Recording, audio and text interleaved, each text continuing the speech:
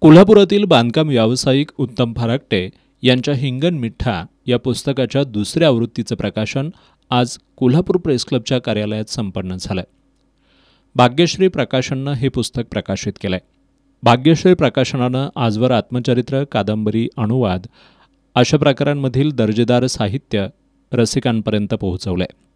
उत्तम फराकटे यांच्या हिंगण मिठ्ठा या पुस्तकानं वाचकांच्या मनाचा ठाव घेतल्यामुळं या पुस्तकाविषयी सर्वत्र कुतूहल निर्माण झाल्याचं भाग्यश्री प्रकाशनच्या भाग्यश्री कासोटे पाटील यांनी सांगितलं.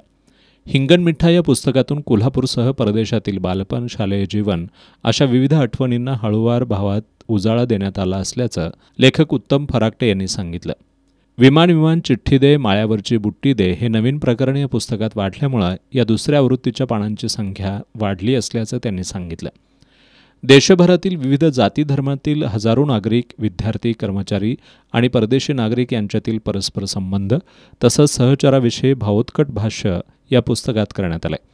हे पुस्तक ललित गद्य प्रकारातील अत्यंत हलकं फुलकं असून आबालवृद्धांना त्यांच्या आयुष्यातील सुवर्ण कालखंडाची सफर घडवणारं असल्याचं उत्तम फराकटे यांनी सांगितलं. यावेळी प्राचार्य डॉक्टर G.P. माळी, माजी उपमहापौर दिगंबर फराकटे, कृष्णा दिवटे, प्राध्यापक अरुण शिंदे यांच्यासह मान्यवर उपस्थित होते.